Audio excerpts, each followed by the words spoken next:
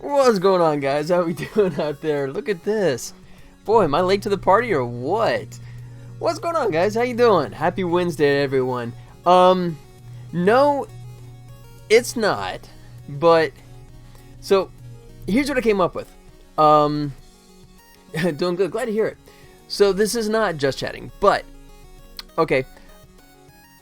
How about this? What I'm going to do is, because I don't know, I had it all set up and I was thinking about doing it, but then I'm still, I don't know, changing gears from the game dev straight into the discussion just seemed kind of abrupt. So we're going to do a toe in the water. What we're going to do, how about this? We're going to do the game dev for a while, right? We were promised things. No, you're right. And hey, hear me out. So I'll start with the game dev stuff, right? And then I will do an official shift over. And I even have a topic, right, set up, complete with discussion. How about that, right? I actually went to the trouble yesterday of putting together like an actual presentation. There you go. I made the effort, but then I was, I even configured Twitch to say specifically under just chat, but then I was kind of like, you know what? But I don't know, it just seemed weird to like sort of shift gears. Secret topic for exactly. It'll be just for us. And if we get some discussion going, if someone seems to chime in and they're interested, then then we will go that route, and then I will do more of it, But if it's sort of like, doesn't get much of a response, then it may be a one-off. But how about this? I'll tease the topic. How about that?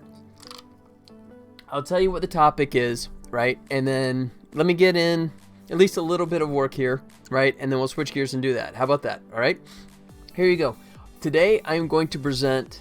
Okay. Let me back up. I actually took the time to do a massive survey, right? A massive survey of the best movies directed by John Hughes. And what I mean by massive survey, I mean that I just asked myself. So I was too lazy to do anything beyond that. So what I have come up with is what I consider to be the top 5 movies that John Hughes ever directed.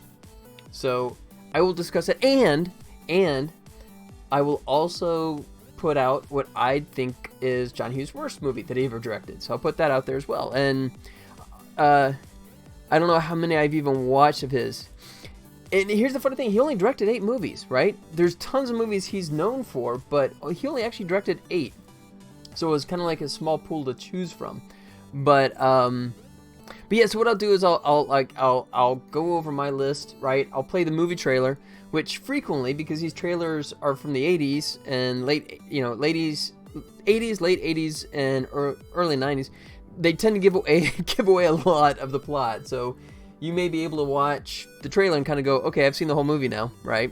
Once again, why I don't watch trailers. But I'll go ahead and show you the trailers, and we'll talk about it. And if you want to discuss some John Hughes stuff or something else, that's fine. But I'll save that for later. Okay, how about that? How's that for sort of like hedging my bets, right? Riding the fence. What do you think? Yeah, I know. I'm dating myself. By choosing John Hughes, that was a very selfish choice. Because, I was someone that, grew up in the 80s. So a lot of those movies were of my era. I think I've only seen Breakfast Club from John Hughes. And there you go. That's one of his more famous films for sure. Yep. So that'll be in the discussion, no doubt. But yep, I understand. And so I don't know. Maybe there'll be a couple movies that I can point you to and kind of go, okay, I'll put those on the list, and I'll eventually see those. Maybe someday, never. So and this is an experiment, right?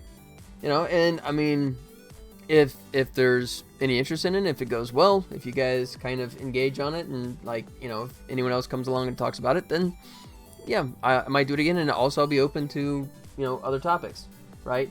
I think what lends itself well is either like the best. All right, see, I lost Lucini already. Look at that. Dave has left the building already. See, not a good start. I'm just kidding. But I don't know, maybe if it goes well, right? And then I could toss it out there and say, I think the top 5 movies by either a director or an actor, right? Actress, whatever. And then, kind of come up with a list like that and just give something to talk about. But we'll see. we'll see. But I'm gonna do some work first. I did get some headway since Monday. Still plugging away, but you can see a little more difference here. Once again, she's still done, and I was working on him, and while reviewing it, I actually realized there's a chunk in here that I automatically want to update and change anyway. So here's the latest and greatest on the 4th and final cutscene. Sir, the self-destruct was deactivated. Well done, number 1. It wasn't me, sir. Ah, okay. So it must have been the Tribble then. Well, in that case, we better set a course back to the ship before it figures out how to engage There you warp. go. And as you can see, he stops moving there, so that's basically where his animation runs out. So one of the things I immediately sort of clued into myself was the fact that, and by the way, walking talking, man. I sorry, I didn't mean to like not see you too, but how's it going, man? Yeah, it was you guys started before I even got myself here. I was trying to get little things situated, but if you're still here, I don't know if you just did a quick toss and then fled the building as well, but good to see you again. So anyways, one of the things I was gonna Sir, the self-destruct was deactivated. he does this, Well done, number 1. which is a great start, but then he just kind of sits there, right? So for somebody that going pretty good, Money Heist on Netflix. Oh really, you did like it? Okay, yeah, I was on the fence just because it seemed like some of the stuff was for and against. That's Liam Neeson, I think, right? I believe, which is funny because if I think that's right, and if it is, it's funny because I was actually in the middle of watching Joe Carnahan's A-Team remake from a decade ago. I don't know why I was just in the mood. It popped up on my options, but excuse me. Over under acting in movies. Example, like to me, Tim Roth kind of makes the show. Okay, that's an interesting one. Yeah, and that would be kind of cool just to kind of show like a cross section too, because yeah, I think Tim Roth is absolutely an amazing chameleon, right? I mean, see, look at this. I'm already going off. Damn it. You guys are too good at this. You know, but Tarantino's oh god, come on. Tim Roth was in well, I mean, actually he's in multiple Tarantino movies, I guess. So I could say Pulp Fiction or something like that, Honey Bunny, right? You know, where he plays these amazing characters. But there's been some wasn't he also, speaking of Reservoir Dogs, thank you. You haven't seen that one yet. That was actually Tarantino's, like, his first film, right? He was originally going to shoot it, as I understand it, he was going to shoot Reservoir Dogs with the money that he made from selling the script of Born on the 4th of July. He actually sold the script that Oliver Stone directed, and he was going to use the money, which was like $60,000 or $80,000 or something ridiculous, or $100,000. He was going to make the movie as a low-budget movie, Reservoir Dogs. And then one of his buddies said, you know what, the script is too good, let me get you some cash. And, you know, he got bankrolled and had a slightly better budget to do it. But, yeah, another one with just, like, insane amount of celebrities that weren't necessarily as famous at the time. If a show makes me feel anything, I love it. A Money Heist made me feel a lot. Good attachment to the characters. Okay, it's on the list, man. I will add it to my list for sure. I will put it up there. But yeah, but I was going to say the Tim Roth, speaking of Liam Neeson, Rob Roy, right? I think, correct me if I'm wrong, but isn't Tim Roth the sort of like the villain character? There's been a few movies where, he's either brilliant or he has chewed the scenery sometimes as well. So that's actually kind of an interesting topic to say, look at this amazing performance, and then you go, by the way, he can also do terrible as well. For example... So there's definitely examples. Well done, number 1. All right, so what I was thinking here is... Well done, number 1. So instead of him just dropping his hands back and freezing, I think if he just does this, if I can pull it off with these stupid hands, like rubbing his hands together like ha ha ha, because he went from despondent, like he is here, right? Despondent to everything's perfect again. You haven't finished yet. Okay. I'll definitely make it official. That is Netflix, isn't it? I'm pretty sure that was a Netflix one. I think that's where I saw it. Yeah, check me if I'm wrong on that one. Straighten me out, but yeah, I think it's Netflix. It is funny how Liam Neeson had sort of like that reinvented career. Bought by Netflix after season 1. Oh shoot! Okay, no, sorry. I'm okay. You're talking about the series. Got it. Sorry. Okay, so what was the Liam Neeson one that I'm thinking of too? That it's a similar name. What was it?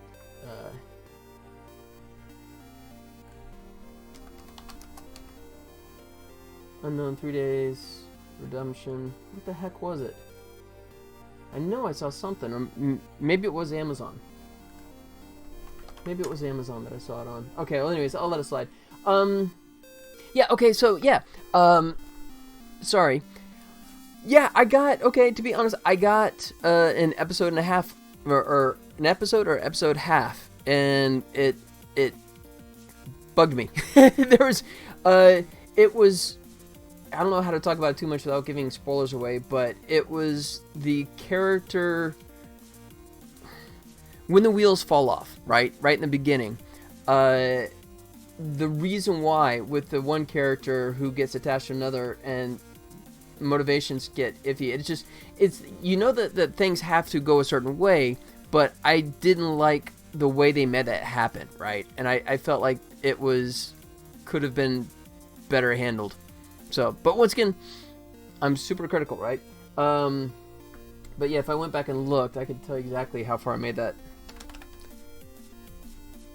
Yeah, it felt forced and it seemed contrived just because they were so desperate to make the plot go in a certain direction, right?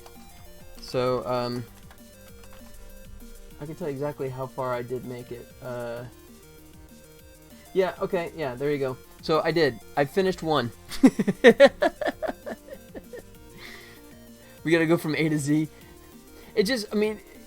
I would have to go back and look exactly how long ago I watched that. That was quite a while back. But to give you very specific explanation of what bugged me about it, but it was something about characters doing stupid things, and that's I've said this way too many times, but this is my biggest pet peeve of movies, when smart characters do stupid stuff simply to advance the plot. And to me that always screams lazy writer, right? They didn't know how to get from A to B, so if we just let the character kind of accidentally say, hey guys, I'm gonna rob a bank next week, and then when they go to rob the bank, there's police waiting for them. Oh my god, what a shock. Well, no, I mean, that's, yeah, you hate that too? And I would have to go back and look at that section, but I think it was I think it was one of the characters just doing something stupid and sending stuff spiraling out, right? Which, there's a million reasons why it can, but doing it for a contrived reason bugs me. But, anyway, alright. Yeah, no, and it's got fantastic reviews. The scores are high for that one, so I know I should come back to that one. Cloud9 right now with the show. So there you go. I'm entitled to my opinion no matter how wrong I am. I got it. Fair enough. Easiest fix is having another character make the decision for the smart character. That way you can have the dumb plot. Just gotta make it so the smart character has no time to say no to the plan. There you go. Like, they go away, come back, and when they see that the plan's already in action, the wheel's already turning, they just grab hold of the rail and hang on and hope for the best. Yeah, I agree. That's a much smarter play too, right? You can sit there and scream at the stupid character later, right? But when the smart one decides on that, you just kind of go, wait, no, that's not fair. Yep. Okay. I will return to it. Because I need a good episodic kind of show that I can do in my lunch breaks, because right now I'm tending to trend more towards movies that I split over like 3 or 4 viewings. It's not the best, but at least it makes sense why they didn't do this smart thing. Okay. Cool. Fair enough. I was watching what was it, Red Sky on Netflix? That one's kind of edgy. Let's see, what was it? Actually, it's called, I got a couple episodes into that one. Sky Rojo, right? Which is Red Sky, I guess. It's translated. But, yeah, it's that one's sort of an interesting, dark bit of storytelling, right? About ladies of the oldest profession that, in that case, you understand why they do what they do, right? But they get themselves in deep very quickly, you know. I remembered a few days ago that I watched the movie Sky Captain World of Tomorrow years ago in school. Really? So, I don't know if you know, there's an interesting story behind that one too, right? Sort of similar to the way Tarantino was planning on doing Reservoir Dogs, right? With just the money he made from the sale of the script, right? You don't know what happened, just know that I liked it. So, interesting thing about Sky Captain was originally it was done on a shoestring budget, right? And they were, by highly stylizing the visual look, they were able to get away with less, right? But one of the things they were doing was all the visual effects were being done in After Effects. And back during that day and age, After Effects was truly a 2D piece of software, right? Which meant that all their visual effects were done like if a plane chase happened, the planes had to go like this on just a very flat 2D plane. Well, kind of like this, right? Kind of like what you see here, right? You know, you cannot rotate 3D because if you do, right? You know, if you try to illustrate a point and what happens. There you go. So yeah, if you turn sideways, you kind of go there. It looks like crap.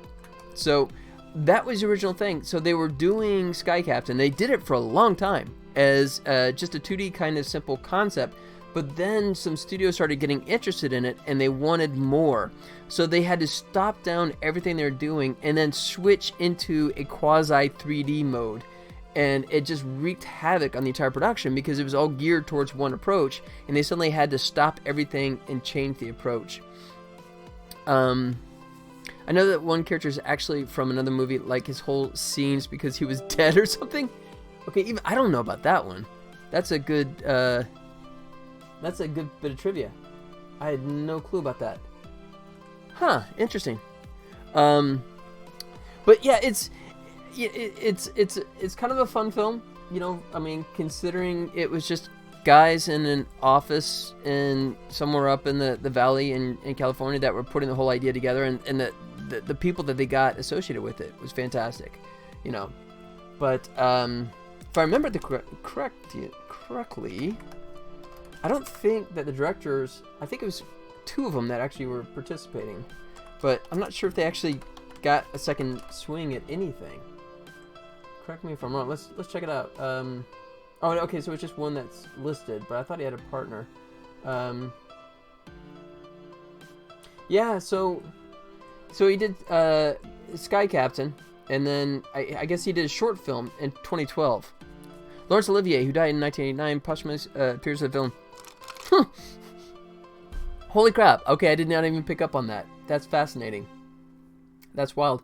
So yeah, so he did that, but I mean, wow, seriously, he made a short film in 2012, and that was it. He just disappeared, right? So here's Sky Captain.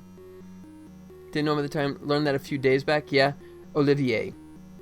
All right. So yeah. Okay. I gotta do my classic Olivier story.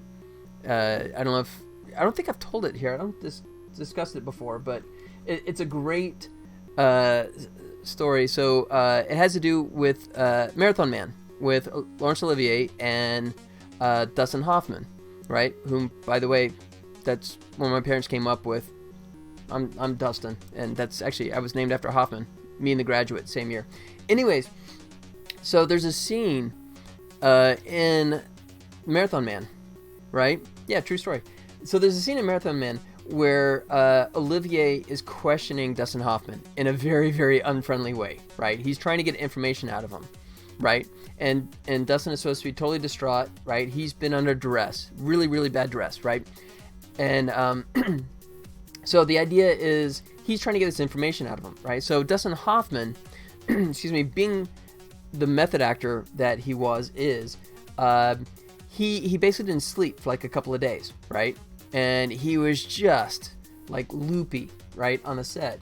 And he couldn't remember his lines. He was unfocused and all this kind of stuff. And they kept doing take after take of this really famous scene, right? Which just simply, is it safe, right? and Dustin just could not keep up, right? And so they call cut again, right? And Dustin was trying to be apologetic, trying to explain, I'm sorry, I'm method, I'm trying to get into this character, right? Excuse me. And Olivier famously said, my boy, it's called acting, right? It's just like, ow. Olivier just said, you know what?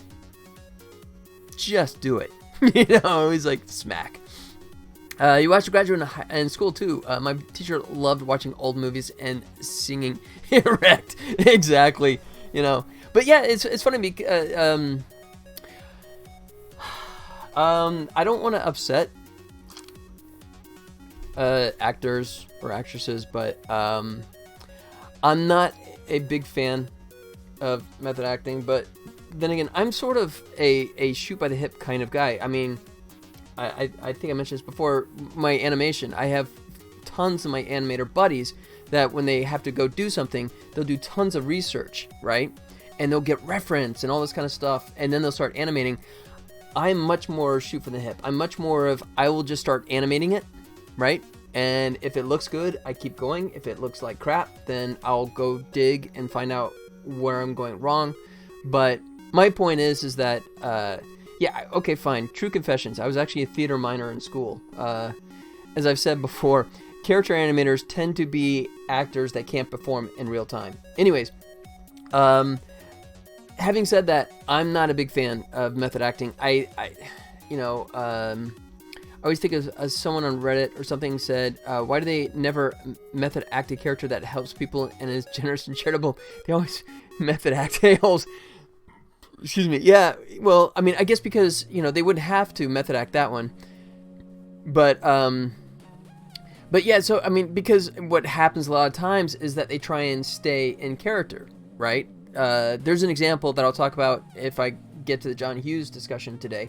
There's a character that was doing that was all method. And, famously, Val Kilmer in The Doors, right, was so much method acting, so much in character of playing Jim Morrison that they would actually have signs on the set saying, do not make eye contact with him, right? And because he had to stay in character, right? And so another Dustin Hoffman example, right? Have you ever seen the movie Rain Man? So in the movie Rain Man, of course, Dustin Hoffman plays this character, right? This the mentally challenged character. And what's funny is the fact that for a long time, when they first started shooting, Dustin Hoffman couldn't find the character, right? He was kind of all over the place, and he was like experimenting with how he wanted to do the delivery.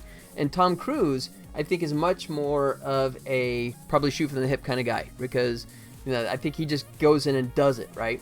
And Tom was actually getting more and more pissed at Dustin Hoffman because he just could not come up with this character, right?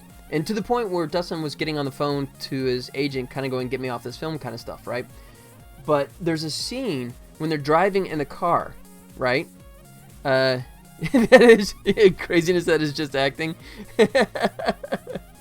Yeah, well, there's that. But yeah, there's a scene in the when they're driving, right? And Tom Cruise gets so pissed off, right, that he just stops the car and he gets out, right? And he's like standing in the road and he starts screaming at him, right? And he's just screaming and he says, I know you're in there somewhere, right? And he's shouting at him. Well, number one, it was improvised. And number two, the story is that was actually Tom Cruise shouting at Dustin Hoffman to basically get his crap together, right? And bring it together, because this is just going nowhere, right? And then it was shortly thereafter that Dustin finally connected with it, right? And then was doing that character from that point on. But anyway, yeah, Tom Cruise kind of goes big, hating people like Hoffman. Yeah, and I think that's a big conflict, right? I think that if you have that clash of styles, right, and then they're doing their stuff together, that, yeah, absolutely. I mean, comedy as well, right? You have the super famous outright hatred of Bill Murray and Chevy Chase, right? I I mean, they just refuse to do stuff. My boob is back. Welcome back, buddy. How's it going, man? So I'm supposed to be working, but Lucini, otherwise known as Dave, has got me completely sidetracked talking movies. Big shocker. But yeah, I that really has to be uncomfortable. I guess either direction too. Did you gain weight, or is you wait? Did I gain weight, or why is your boob back? What? I'm not following that one. Oh, yeah. Well, that's just me doing my mispronunciation. But no. I'm still playing my Nintendo Fit ring thing. So no, I'm feeling pretty fit these days. But thanks for asking. My boob is back. No. But yeah, I can see how that could be a super big conflict, right?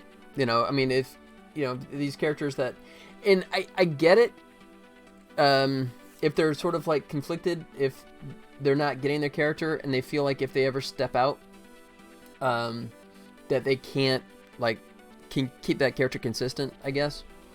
But, yeah, thankfully I was smart enough to actually watch, what I've been doing, at least in terms of performances, realize that I need to be behind the camera and not in front. So, character animator it is. There you go. Well done. So I get to act in very, very, very slow motion. Trying to make a living here, keeping Dustin from working, and he's doing. Hey, if that was your full-time job, dude, you would be killing it because you are doing that great. Completely sidetracking me. My boob, still doing the investing stuff, buddy? You still plugging away on that kind of fun thing? What's the stock market doing to you for you these days? Are you still playing around? All right, so yeah, oh good. Glad you're still doing that, man. All right. So I think what I'll do is, it's been decent. Oh, that's cool, man. I mean, is it still a learning process? Trying to get a job in the industry that makes people do stupid things. Trying to get a job in the industry that... Is that specifically... Lucini, you're talking about your thing? You gotta clarify that one for me. Oh, you did. You joined his server. Oh, sweet.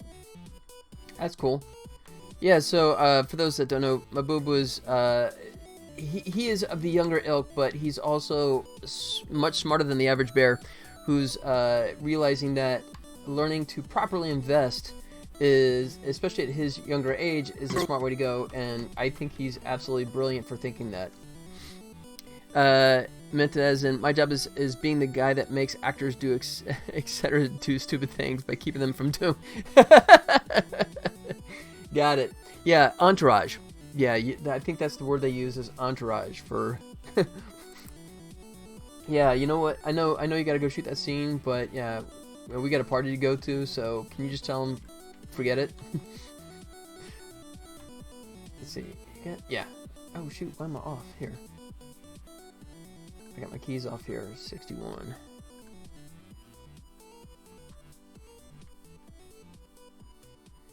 How did I get that? Okay, fine. I'll leave it off. Alright, now can I make this work? Because this stuff...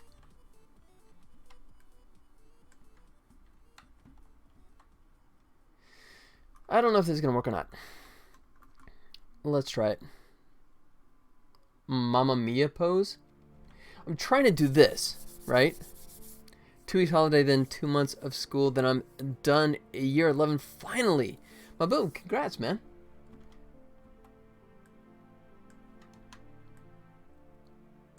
Alright.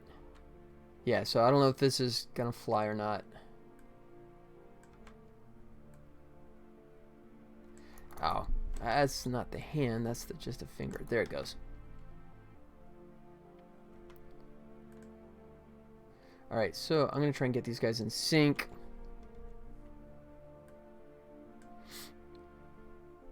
Alright, let's try this. He is, if my boob doesn't mind me speaking out of turn, he is in a suburb outside of London. There you go.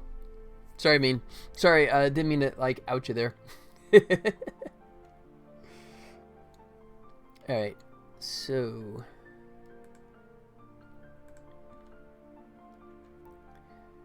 And, yeah, and Lucchini is... Let's see, you'd be...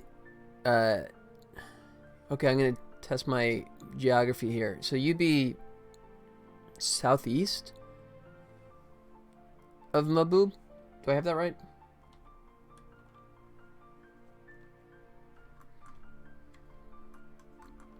Let's see. Alright. Yep, okay, I got all the fingers selected here. So I'm just going to go, if I can select it, stupid thing. Yep.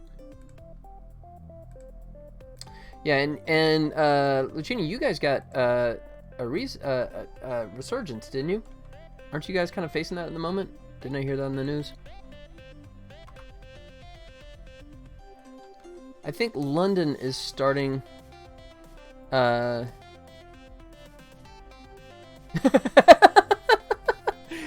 was thinking the latter. Hopefully not the former. Oh, really? Oh, God. Okay. No, I was referring to the latter. I think I'd heard stories that there's been a little resurgence to that, but yikes. Okay. Hadn't heard about the first one, but that's not good. Really? Oh, God. Okay. Sorry to hear that. Not the Queen's Palace, by the way. Alright, this might work. See if I can tilt this even more without looking totally broken. Nah.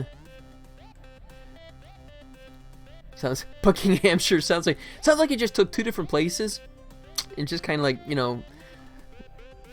New Hampshire, you know... Milton. Oh yeah? Is that what we're talking about?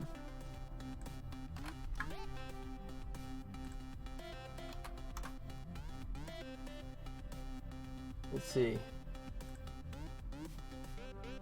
There you go. Here's some visual reference.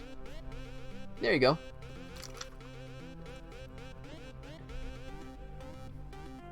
Yeah, right there. There you go.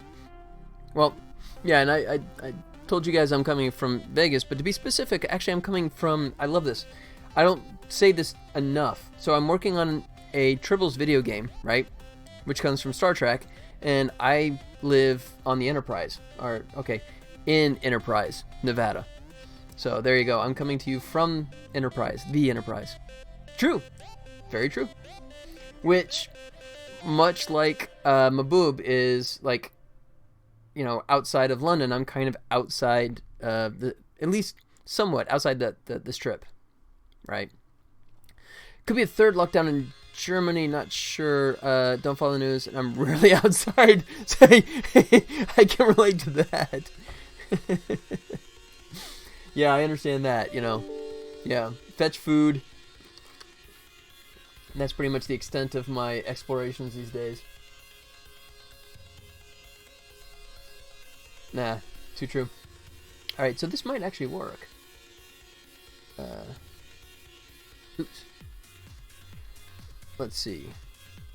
No, I'm not trying to type. Keep going the wrong place. There we go. So, and then, oh, let's just copy paste here. Let me shrink this down so I can get this range better. Lockdowns made Super GCSE super easy, so I'm not complaining. Oh, your test stuff? Yeah. Excuse me. I assume that's the schooling test stuff. 17,000 new cases? Jeez. Yikes. Yeah. Well, we have, it's interesting, I just go yeah, so we have some of our states that are actually, like, getting rid of any mask mandate. Here in Nevada, we still have mask requirements, but, like, Texas and, is it Florida? I think now. I know Texas just said, screw it, we're done. No mash, no trouble. Come on in. Right? So, yeah, Texas is whatever you want to do, we're good. I didn't got that. Kill the audio for a second. Don't really need that.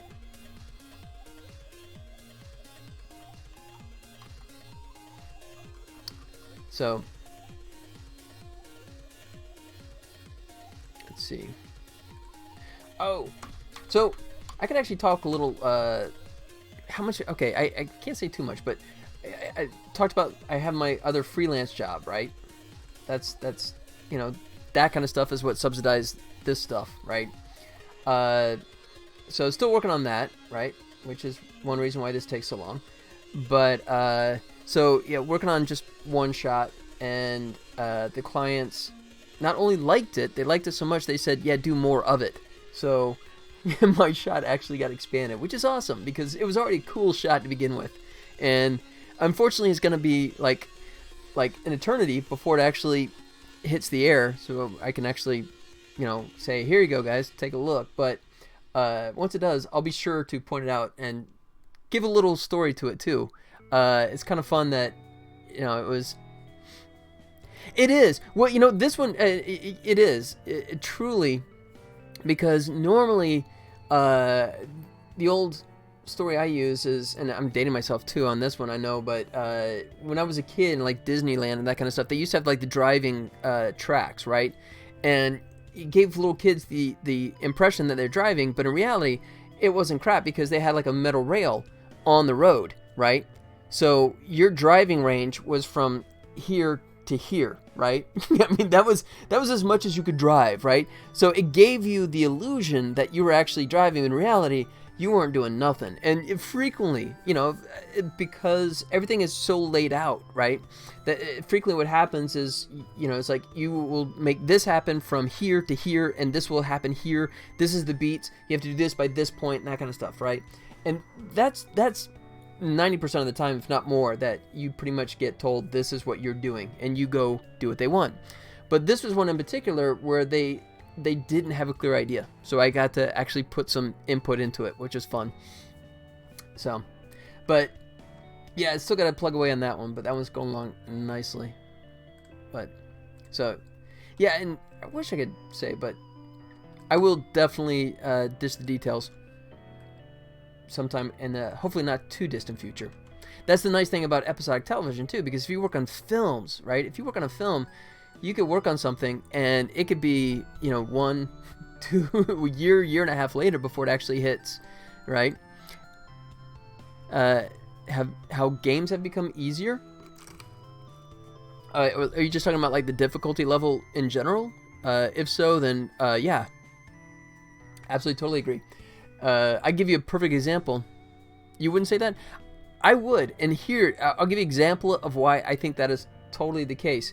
So you're just getting better. No, but here's the thing. So I love my Nintendo Switch, right? I'm really happy with this thing, and do a backflip and run a marathon, then jump 40 times. Well, but so one of the great perks of the Switch is that you can actually play, if you have the online membership service, whatever you want to call it, you get to play all these old classic games, right? There are way more games now than back in the day, and they had to make them last long. Yeah, but so here's my contention though. So you could play like Ghosts and Goblins, right? The original Zelda games, right? And all these, you know, Kid Icarus, all these classic games, right? And what's funny though is you, if you play them, you get your butt handed to you, right? These games were hard as hell. But with the Switch, it actually lets you do a rewind feature. So while you're playing these classic games, at any point you can stop. When you screw up, you can stop, rewind, back up, pick up where you left off, right? And correct your mistake. Because they know the game is so damn hard, right? That you're going to lose so fast that you're going to go, wait, how do I get more health? Where's the save point? Nothing's more enjoyable than playing Ghosts and Goblins for 38 minutes on a single game, dying, and then finding out that you have to start all the way over the beginning of the game again, right? I mean, I did that on this originally. I had it set up where if you quit the game, right, you had to start at the beginning, and I got feedback kind of going, yeah, that sucks, man. If you make it through a world, you shouldn't have to back up and start over that, from the beginning again. You should be able to just pick up from that world and go from there.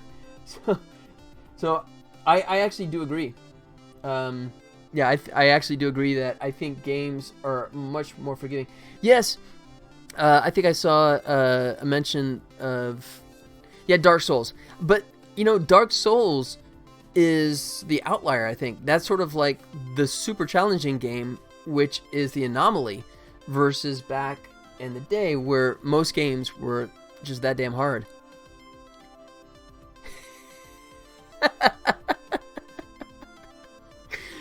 Yeah, there you go. So if you take out checkpoints and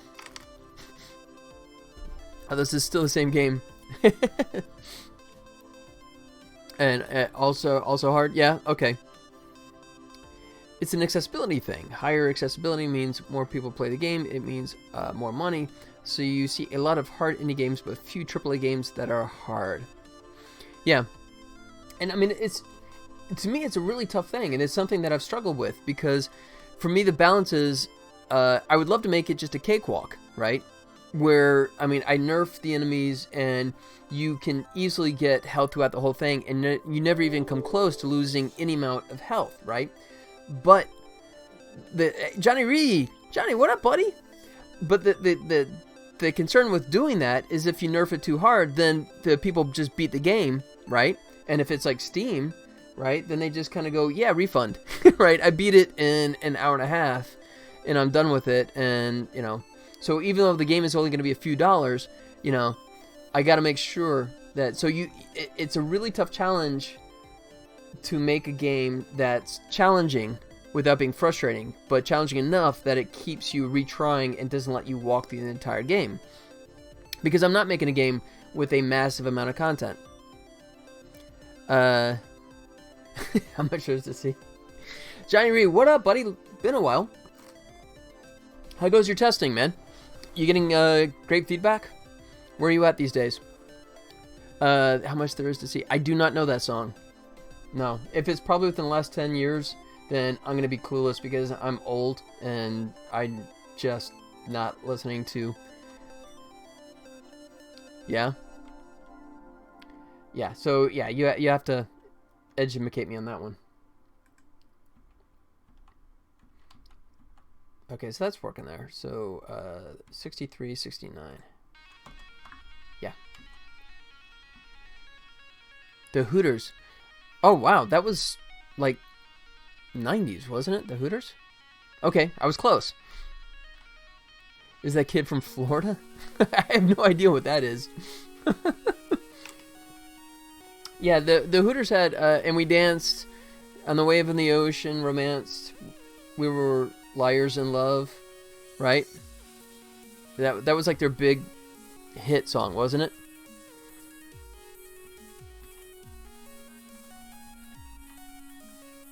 Alright, so I need to fix this one. Could be. Yeah, I don't know. I just know this other song. I don't care about the band. Oh no! Uh-oh, Johnny redropped a bit. Most 80s and lower songs I know are because my teacher wanted us to sing them. I know them because I lived them. Yeah, but Johnny B. I don't know. Hooters Johnny B. Was that like not one of their big... I don't think that's a big hit for him. I don't remember that at all. But yeah, 80s music is definitely in my wheelhouse since that was my era for sure. Oh, no. You know what? I'm scared to now, right? I'm scared to play any kind of music. I mean, I talked about that the other day. There is, let's see if I can find it. There's this... See if I can find him. Oh, shoot. Now I'm not going to be able to find this guy again. let's see. There he is. This guy. So there's this guy, Rick Beto. I think that's how you pronounce his name. I can turn off the stream sound for a second. So yeah, he talks about music all the time, right? All he does is like, and he plays no more than 9 seconds of a song, right? And he does these fascinating studies. But he has these music companies that put strikes together. They either request a takedown, right, or he even got one that was like an actual strike against him, right? It was not even like anything he could push back on, right? And if he gets 3 strikes, then they literally just shut his entire channel down. But okay, so I'll try that. So let's, so like you said, if I do it, where is Johnny B? Oh, then we get commercials. So, has anyone noticed that YouTube is getting a lot greedier with commercials? I mean, it used to be you could just like watch a video for 5 seconds and then bypass it. And now they're doing a thing where it says, hey, you have to watch this one ad. And then the ad is like 10 seconds long. And it finishes and it goes, oh, and here's the second ad, another 10 seconds long, right? Or now they have the ones that are like 15, 20 seconds long that you can't bypass.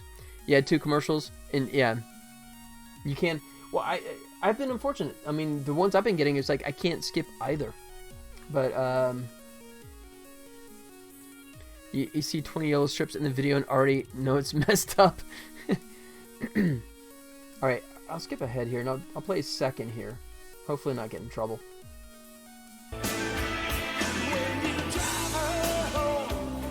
Nope. All right, I gotta mute it. Don't want to get banned. Don't want to get banned. All right. But, oh, so the Hooters actually have their own channel, too. Their videos. Oh, Day by Day. And We Danced. That was it. And We Danced. Like a Wave in the Ocean. We Romanced. Mute the stream, not YouTube. Wait, so is there something about the music video that's specific that... Oh, God. You guys did the commercial again? You greedy sons of... Ugh. Just the song itself. They're everywhere. Yeah, apparently they have like Don Henley was testifying to Congress about it, and that they were saying that the music label has literally 60 people whose job is to watch videos all day and find violators. Right? I mean, I get it. If you're taking the song and you're just putting it out there and you're like going, hey, look at my song, and you're making money off of the commercials and that kind of stuff, I get that. But if you're just doing something like this, where I'm just trying to play a snippet of it, right, you know, and just like promote it if anything else, right? But yeah, it's just, you got to be careful now, right? You could sit there and get completely busted for that kind of stuff. So, wait, is this the core stuff we're supposed to be looking at? Yeah. You know what? I don't even think you care about the music video. I think you're just doing everything in your power to make sure that I don't actually make a keyframe. That's it. I think you guys are doing a drinking game of, you know, how often you can get me to completely get derailed, which you guys should be drunk by now because I get derailed so damn easily. Oh no, he fell out. See, this is what I'm trying to do right here. This, exactly that move. Listen to the song, but mute yourself. Oh, okay, so that's what I gotta do. Gotcha. Okay, hang tight. Oh, here, there. So now, let's see. Okay, I'll mute my mic too, just to play it.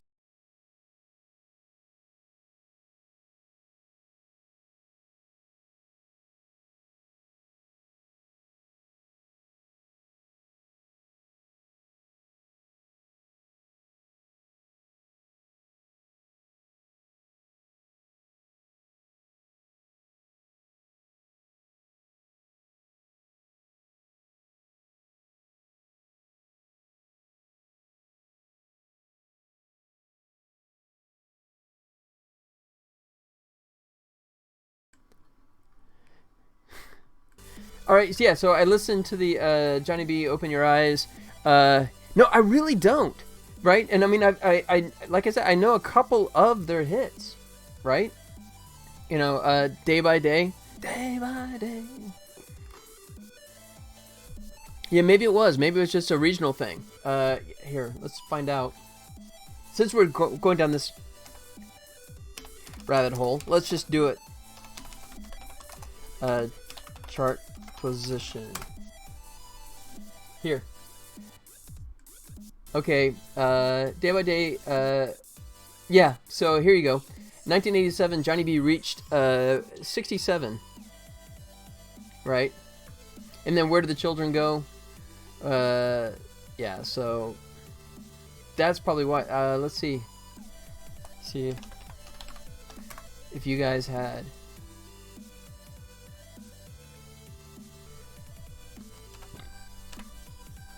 Wait, does he? Oh wow. David Fincher did the music video.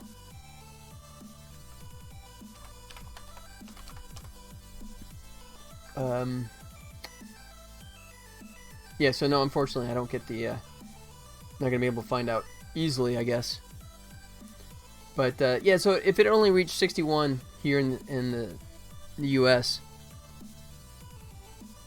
Ending. You just... You really want to get drunk, don't you? You really want to make sure I don't keyframe, and you can continue with your drinking game. It never talked about TV show openings and endings, generally speaking. Okay, you want to clarify what that is?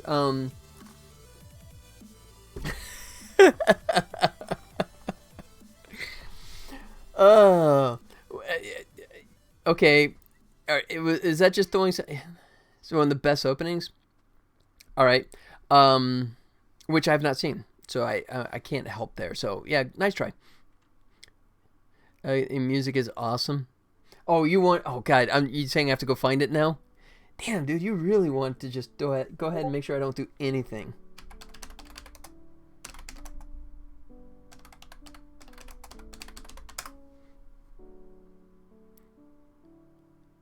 Quick, think of more.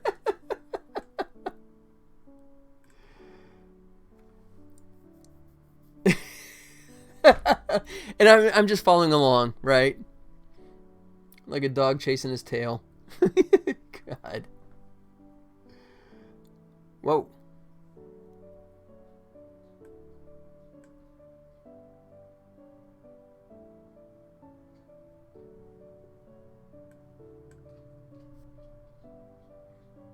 That's pretty cool. Interesting montage.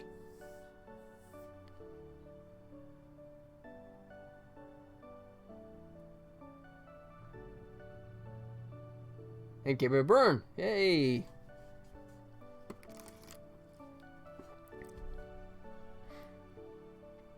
Yeah. Yeah, I'm the same way. I like ones that are, yeah, brief. I mean, we kind of shift that direction, right? I think shows now are much more, well, I don't know. I guess I was about to say some of them are shorter, but I still think you have some kind of long ones out there. But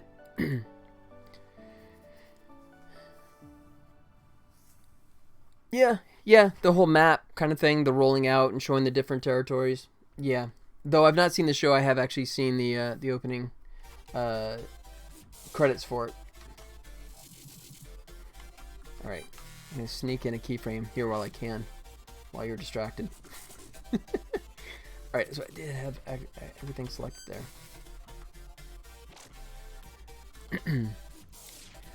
Now I know the word I was thinking of. I like TV shows openings that set the mood. Yeah, I get that.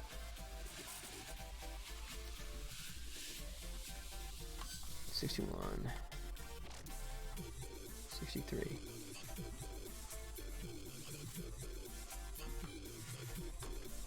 $63. They would start saying, you're like, yep, that's the stuff. Yeah, and I mean, I could name like.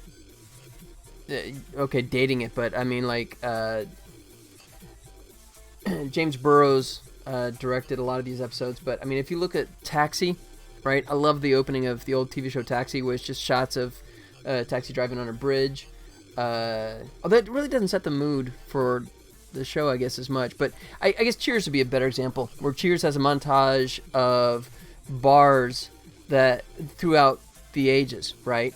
And it's great because you kind of get a sense of, okay, this is just, it's Cheers, where everybody knows your name, right? It's just a group of friends that are there all the time. You should talk about Penny with your hands off the keyboard for an in-depth story.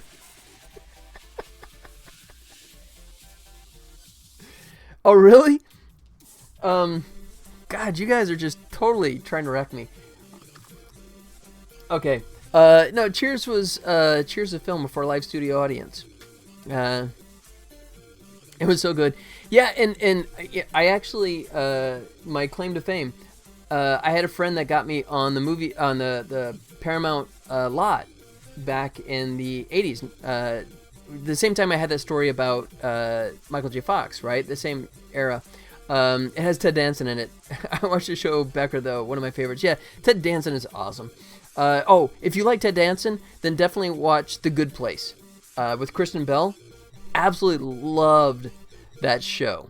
The Good Place is such a fantastic... yeah. Yeah. Yeah, I love it. It was the comedy is pitch perfect in that one, I thought, for sure. But so yeah, I got to sneak into the set of Cheers when it was on hiatus, right? So there's no one there on the set, but I actually walked up to the bar, leaned on the bar, which was partially dismantled at the time, and all the chairs were sitting in the corner, so I sat in one of the chairs. So I have this memory of now, like, having actually been on the set of Cheers. At first was Jason because of the way he talked, but it grew on me. Yeah. Yeah. It was. The whole time I was waiting to get busted and thrown off the lot, but I did pull it off, which is awesome. But yeah, Jason, it's dog, right? He's like the whole time dog, but yeah, he does grow on you. It is funny. So they filmed scenes over and over, even with live action filming. Yeah. Okay, so I don't know about Cheers because I was never there, but I did actually. I'm done. Never get. You're out. You're out. Penny's on her own. But yeah, so I actually watched a live taping of Who's the Boss, right? With Tony Danza, and yeah, that was definitely a thing where if somebody flubs their line, then they would have to go back to one and start it over again, right? And it's amazing because the show is only like 20 some minutes long, but it usually takes like an hour and a half to actually film the entire episode, which is very true. Just to get all that content. But I mean, it is interesting because they do shoot it. They shoot it very chronologically, right? So it does feel more like a theatrical production because, I mean, they have all the stages in front of the audience, but Judge Judy and then filming a whole year's worth. Yeah, and that's true as well. I mean, that's very common. Here in Las Vegas, they were doing, let's see, what is it? Penn and Teller Fool Us, right? With Allison Hannigan as the host, right? And they have like these magicians that try and do a magic trick and see if they can fool Penn and Teller and not be able to guess how they pulled the trick off. And yeah, I mean, that's the show that goes on for like a whole season, but they film all the episodes in just a couple of weeks. Yeah, and they'll do like multiple shows a day, right? And then just do it. Yeah. So there's that one famous Asian magician, right? That I don't know if did you ever see the one that he became famous, right? He does that amazing trick where he like gets it, this one time in band camp. Yeah. I still quote that one. Absolutely. Yeah.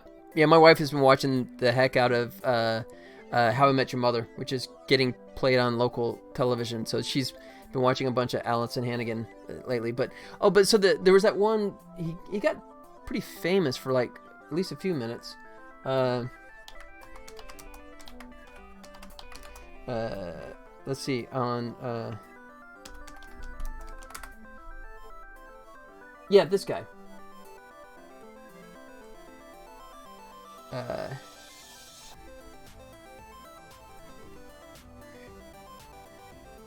So this guy, Shin Lim, he ended up getting his own stage show.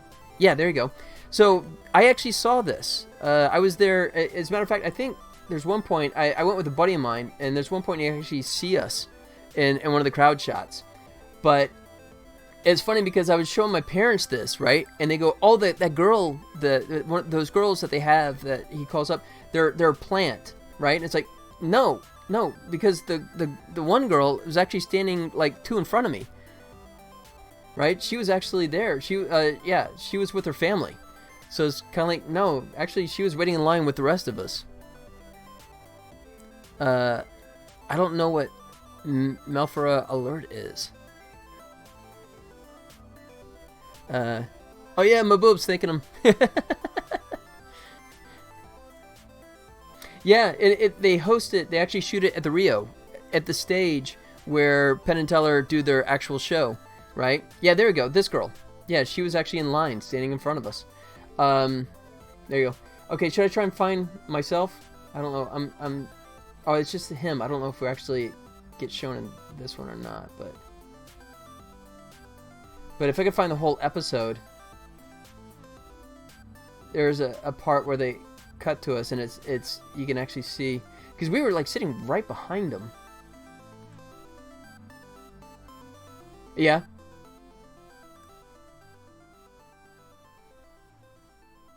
Oh, got it. Okay, yeah, you're talking about the money stuff. That's awesome. Yeah, so I think I was like right in here. I can't see in that shot. Anyways.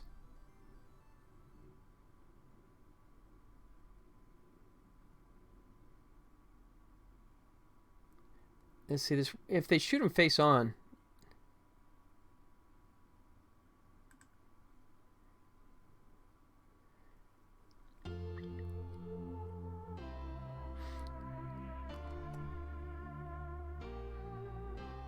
No, it's got to be the other way. Okay, anyways, the whole point of doing that was talking about the fact that they shoot the shows all bunched up together. And the cool thing, though, is, so it's totally free, right? That's sort of one of the things of, like, television, is that if you do something that appears on network television, you can't charge for tickets, right? So you can actually get tickets to see some of these shows for free.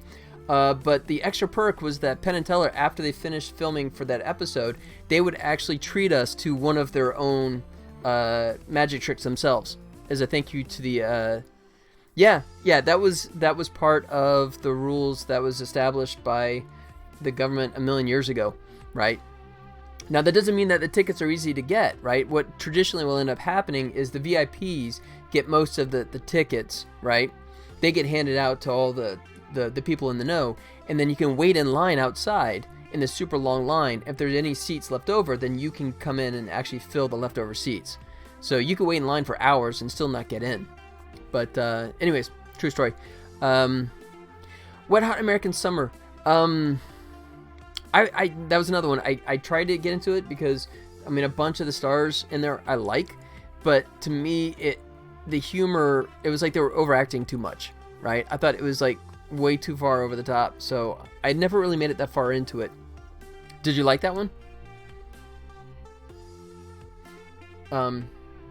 Yeah. That was the point of... Okay. Yeah, in the TV show? Yeah, I didn't even know there was a TV show based on it. I just... The movie. Those posing as... Wait, what? Wait. Am I thinking the right one? They're posing as teens? I thought it was like they were all the counselors.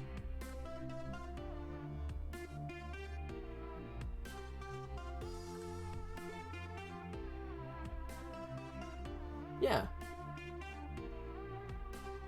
Wow, it was 2001? Holy crap, was it that long ago?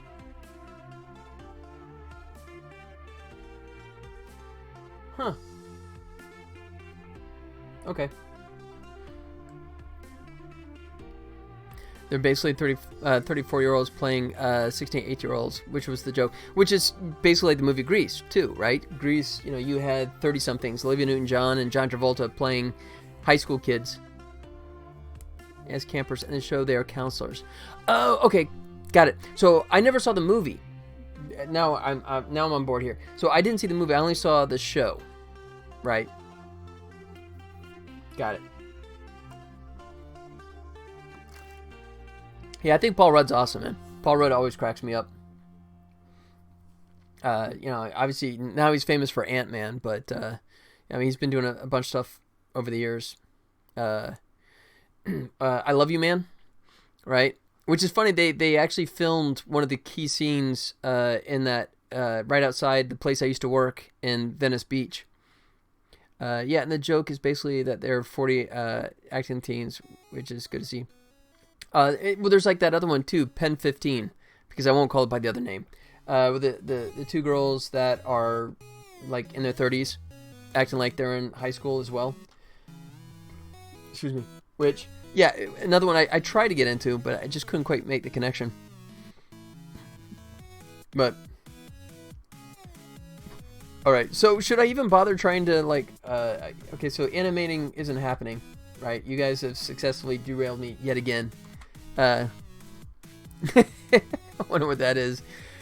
Yeah, that's, yeah, the double entendre is pretty blatant. But the actress is in that. She was in a short-lived TV show called, I think it was called Alphas, which she was great in.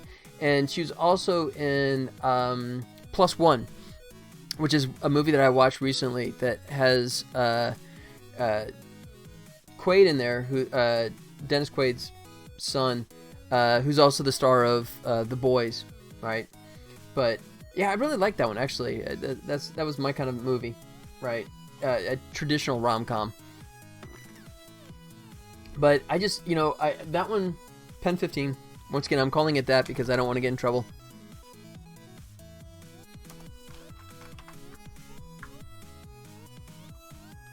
Let's see.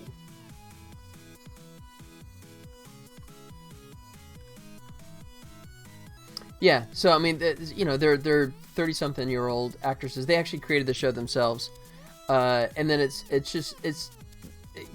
trying to be like a Wonder Years kind of thing, but done from the perspective.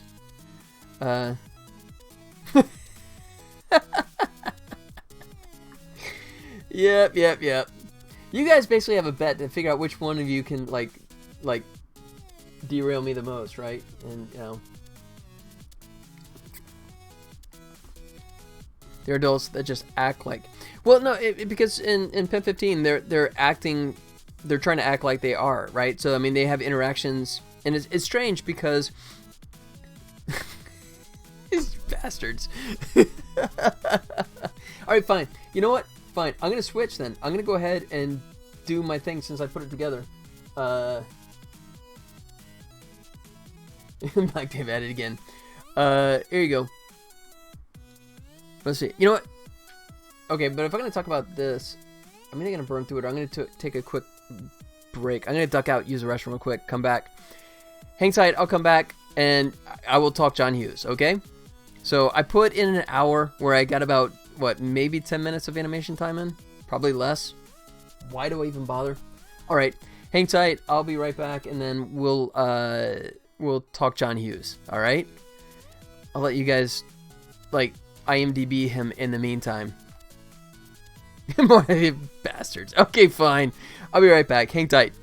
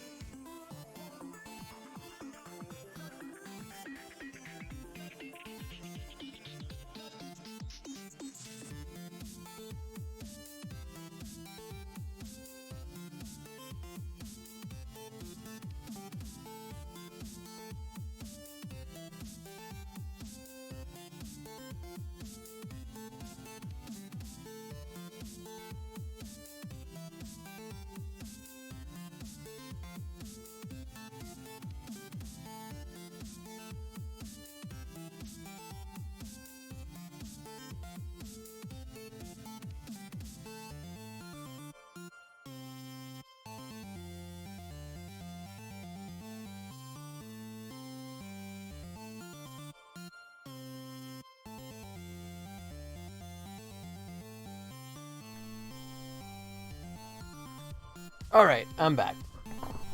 Yes, you guys have done a wonderfully fantastic job of demonstrating just how terrible I am at multitasking. I am a typical male. All right, so let's talk John Hughes, shall we? Let's see. Where's my other controller here? Hold on. That's what I was looking for. Move over here. Sweet. All right. So John Hughes. Let's talk about John Hughes. Love this guy. So I'm going to talk about what I consider, and this is very subjective. This is definitely just me speaking for myself. But this is what I consider to be his top 5 movies that he directed. And I'm also going to mention what I think was actually his worst film. So when you think John Hughes, if you know anything about John Hughes, you probably think of one or more of these movies, right? I don't know if any of these ring a bell with you guys. Yeah, I'm sure the top right one probably, and the top left one probably resonate with at least a few of you guys, right? You know, Kevin! So, these are all things that John Hughes is a part of, but they all have one thing in common, and that is that John Hughes didn't actually direct any of these movies. He wrote them all. These are all movies that he wrote, right? But he didn't direct any of these, so because I'm focusing on just movies that he directed, none of these count. But good movies in there, but yeah, we're not going to count those. So what's funny is that he is this ubiquitous guy of Hollywood, right? I mean, he had all the stuff that he did, you know, but I mean, if you look at his writing credits, he had 51, but if you look at his directing credits, he only made 8 movies, right? And that's over the span of basically, 8 years, right? So he's averaging 1 a year, but, starting off with 16 Candles, and his last one he did in 91 was Curly Sue. So, I am going to talk about these 8 specifically, or to be more accurate, I'm going to talk about the 5 which I consider the best out of this group. So, alright, you guys still around at all? Any of these movies recognizable to any of you guys? Or is this like just way before all this? Okay, Lucini, you were mentioning before that at least Breakfast Club, right? Gotta go. All right, my boob. Good to see you, buddy. Yeah, I know you're like 8 hours ahead and like calling it a night. Thanks for stopping by, man. You did a fantastic job of derailing me. I hope to see you next time. Take care, buddy. All right, so Lucini, if you're still around, excuse me. So yeah, you mentioned Breakfast Club, right? But I don't know if you've seen any of these others. But so just a quick rundown. So John Hughes actually got to start being a writer for the National Lampoon magazine, right? And he got pretty famous for just being this massive workhorse. He would just sit in the corner and just bang out content, and that was just that was his thing. He was an amazingly funny guy, but he was also astoundingly quick at creating the content. But one of the things he wrote about too was a family experience where they got in the vehicle and drove cross country on a vacation, otherwise known as Vacation 58, which he pulled from a lot of personal history, and of course that ended up becoming National Lampoon's Vacation. But so that's one of the things he got started, and that's like one of the first things that National Lampoon did for a movie was the Vacation movie. So there's a picture. I like this picture of John Hughes just because one of the few times he's actually smiling. He wasn't a big smiler in his pictures, but this is when he was making Ferris Bueller's Day Off movie. So anyways, let's go through it. Probably just buzz through this. Since you guys aren't talking about this too much, I'll just go through it quick. So here we go. My fifth pick for the fifth best movie of his. I'm going to go with Breakfast Club. So, slice of life kind of thing. For me, a personal connection because I'm actually Anthony Michael Hall and Molly Ringwald, right? I'm the same age, right? Same year. So for me, when this movie came out, I connected to it. I was just about to write in German. You're back. Okay. All right. So I'm going over the John Hughes movies, right? So for my number 5 pick, I was going with... That's all right. Yeah, it's late for you, man. I understand that. So Breakfast Club.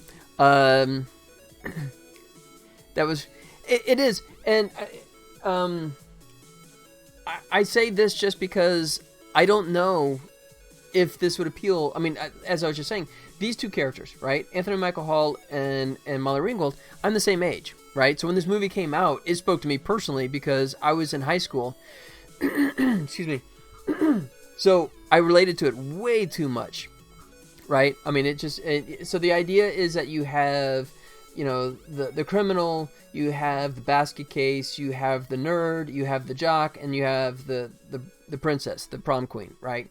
And they all have detention together, and they're both all of them are collectively forced to sort of tear down the barriers and actually talk, and that's when they discover that they have a lot more in common than they thought they did, right? And, they kind of mesh. But I put this as 5, mainly just because I wasn't sure how well it would play for anyone that's, like, under the age of 40, right? And I didn't know how timeless it was. I didn't know if it's something that someone that was not like raised in the 80s could have a connection to like I did, right? So I just played safe. I put it in the 5th position. But so it was released in 85, right? Once again, high school for me. IMDb gave it a 7.8, so there's definitely some fans, but once again, I wasn't sure if that score came from my Gen Xers, my fellow Gen X types that just backed it. So Metacritic score was 66, right? I think it's timeless. Anyone can identify at least a little bit of the characters. I'm glad to hear it then. Okay, so then maybe I should not have dropped it to 5th, but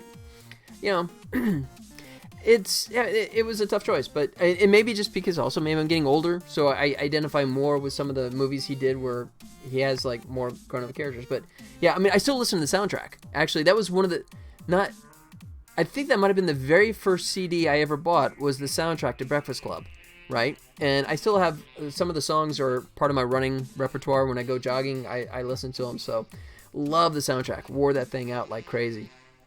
And it's still in my music collection for sure. So the good news is, if anyone hasn't seen it, this one you can actually watch for free on Peacock, which is the NBC streaming one. So you can watch it free, but with ads, but at least it's free. So that's my number 5 pick. So, and I don't know, I can fire up the trailer. Why not do that? I forgot I did do that. Let me see. Oh, here we go. Excuse me. All right, so I'll mute the music here for a second. There we go. So, for those that have not seen Breakfast Club, here is the trailer. It is now 7:06. You have exactly 8 hours and 54 minutes to ponder the error of your ways. Any questions? Yeah. Does Barry Manilow know that you raid his wardrobe? A brain, a beauty, a jock, a rebel, and a recluse. Can't believe this is really happening to me. Before this day is over, they'll break the rules. Chicks cannot hold their smoke. That's what it is. Bare their souls. I'm a nymphomaniac. Are your parents aware of this? Take some chances. Being bad feels pretty good, huh? And touch each other in a way they never dreamed possible. Why'd you do that? 'Cause I knew you wouldn't. The Breakfast Club. They only met once, I don't want to be alone anymore. You don't have to be. but it changed their lives forever. I mean, I consider you guys my friends. I'm not wrong, am I? Universal Pictures presents Emilio Estevez, Paul Gleason, Anthony Michael Hall, Judd Nelson, Molly Ringwald, and Ali Sheedy in a John Hughes film. Why are you being so nice to me? Because you're letting me. The Breakfast Club. Yeah, the brothers. Yeah, so supposedly Emilio took his mom's name, or not his mom, but his father's real name, right? Because Martin Sheen was born Estevez. So supposedly Emilio took the name Estevez as a way of sort of saying that he didn't want to ride in the coattails of his father's name. But trust me, no casting agent did not know, right, that he was the son of Martin Sheen. So that was the world's worst kept secret. So I think it helped him feel better that he was getting the stuff, like legitimately on his own. But in reality, no, dude, they knew,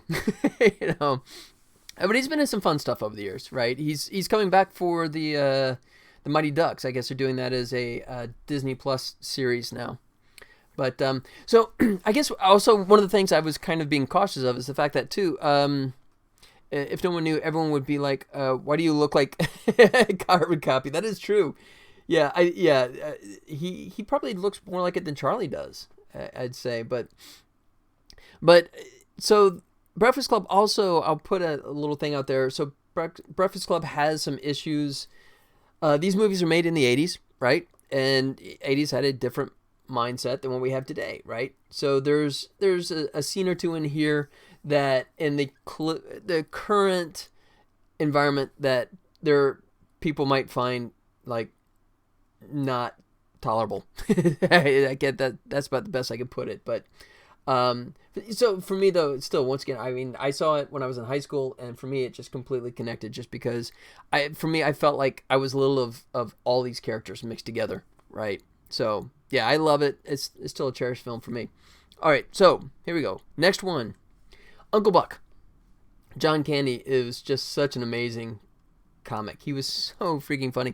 So the premise was so simple. John Hughes traditionally would actually bang these scripts out in just a matter of days. At least one of these movies he actually wrote in a weekend, right? I think it was Ferris Bueller's Day Off that actually wrote in a weekend. He just knocked it right out. Once again, he was just a machine. But even as fast as he's doing it, he still put great content in there. He was a master at creating connectable characters, right? Ones that you can really believe in. So if you've never seen Uncle Buck, the premise is pretty simple. It's the family has a family emergency, and they have to go attend to a family member, but they need someone to watch over the kids, and they have no other choice but to call up the much maligned Uncle Buck character that is completely untrustworthy. So here you go. I'll bring up the trailer for this one. And once again, warning, there's a lot of spoilers in these trailers. Back in the 80s, they used to show a lot more than movie. But here you go. This is John Candy at his comedy gold, and Macaulay Culkin in one of his first speaking roles. The city. You have a house? Apartment. On a rent? Rent. What do you do for a living? Lots of things. Where's your office? I don't have one. How come? I don't need one. Where's your wife? Don't have one. How come? It's a long story. Do you have kids? No, I don't. How come? It's an even longer story. Are you my dad's brother? I'm your dad's brother, all right. Buck Russell had always been the black sheep of the family. I'm stunned that I'm related to you. Until one night. Buck, we have a problem with the kids. We're stuck for somebody to watch them. Oh, please, not that. Can we trust him? He's my brother, for God's sake. I won't let him get into that Satan stuff or any of the new chicks. I'll leave that for me. Wow. I'm kidding, huh? Now, he's making them breakfast. Cigar? No, thanks. Making them lunch. And making them crazy. What did you do?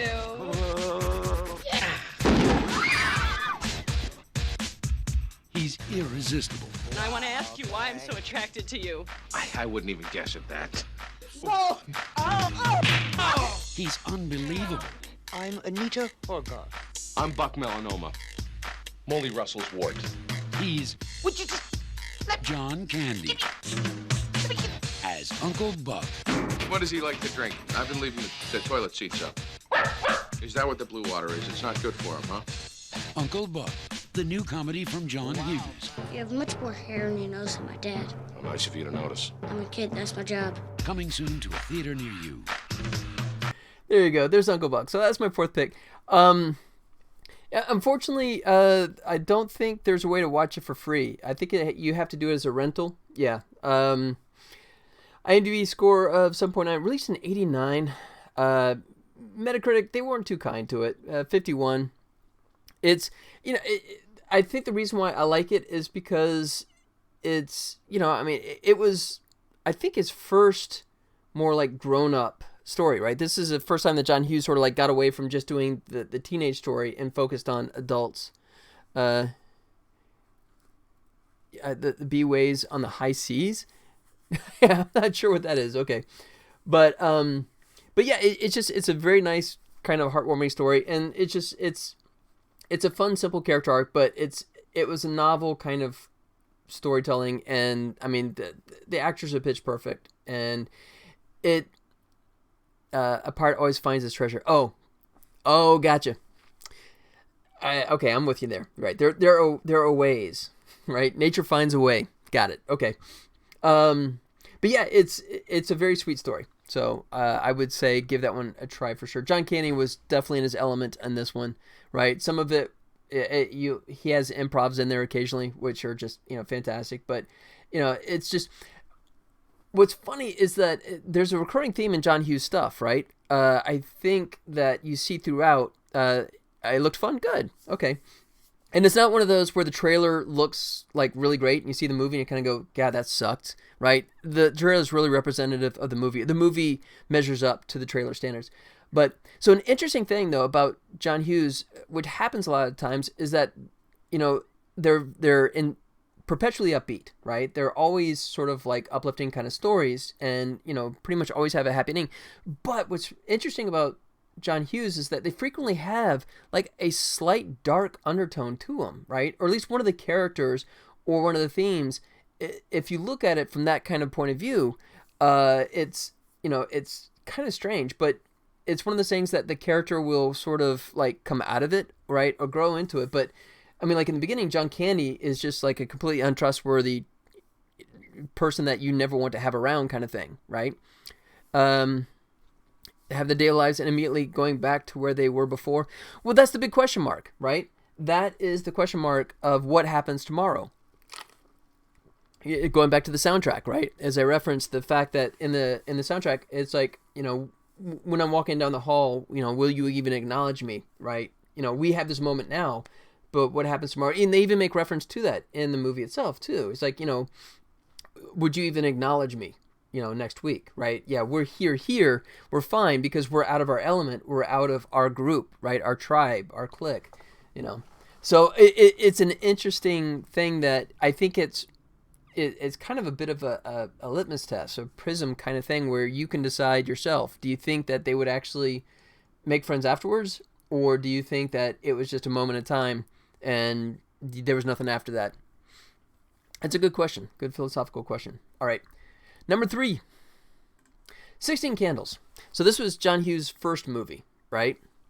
And he wrote it specifically for Molly Ringwald to star in, right? He wrote that specifically because he wanted her in it. And you have a very young Anthony Michael Hall in there as well. And if you look close, I'm going to play the trailer here in a second. If you look closely, you'll actually find a very, very young John Cusack as well, who's actually kind of gone on to be the more famous out of all the individuals in here. But he literally has 3 lines in the movie at this time. And his sister, Joan Cusack, is in there as well, who went on to like be in tons of stuff over the years. She was in Saturday Night Live for a while as well. But this sort of became the quintessential... there was a lot of films that came after this that were the high school romp kind of thing, but this one I think did it best in terms of telling the story from the perspective of a young girl that's basically, as the trailer says, they've forgotten that her birthday's coming up, right? No one even remembers. So she's just sort of, 16 can be traumatic as it is, but having a family that's completely oblivious to you could just exponentially increase it. And, and you can see the love triangle going on here just from that picture. But, all right, enough talk. Here you go. So here is the trailer for 16 Candles. So, what's the story? You got a guy or? Yes, Joan 3 Cusack. big ones, and they went blood. Her name is Samantha Baker, and today is her 16th birthday. Fred, she's gotten her boobies. Oh, I'd better go get my magnifying glass. They forgot my birthday. Classic. This is the single worst day of my entire life. Universal Pictures presents Score, a direct hit. 16 Candles. You say it's your birthday. It's my birthday too. The story of a girl who's stuck with a guy who's driving her crazy. Nice manners, babe. And stuck on a guy she's crazy about. Who's Jake? Jake Ryan? Jake's my boy. Jake is a senior, and he's beautiful and perfect. He doesn't even know you exist. He smiles at me and I don't say anything. Can't believe I'm such a jerk. You quit feeling sorry for yourself. It's bad for your complexion. You know Samantha Baker? Kids are looking at me a lot. It's kind of cool the way she's always looking at me. Maybe she's retarded. What's happening, hot stuff? His name is Long Duck Dong. Nothing could shock me anymore. Underpants. Can I borrow your underpants for 10 minutes? Girls' underpants.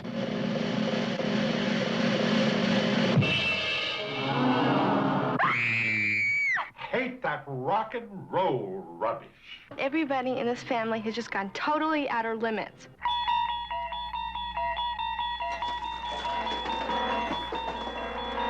You guys, you just gotta be cool. You just gotta chill out and just be cool. Just watch me. Why, you little scuzzbag. I'll let you take Carolyn home. She's so blitz, she won't know the difference. Jake, I don't have a car. You can take mine. I gotta get out of here before anything else terrible happens. She's stuck between a half-wit Very hot, very hot. and a heartbreaker. I want a serious girlfriend, somebody I can love, that's gonna love me back. Pretty intense, huh? Over. Everyone she knows is either on her case You know you're the one I want to buy, huh? or out of their tree. Bonsai! It only happens once in a lifetime, This has got to be a joke. and once is enough. Happy birthday, Samantha. This is getting good. 16 Candles.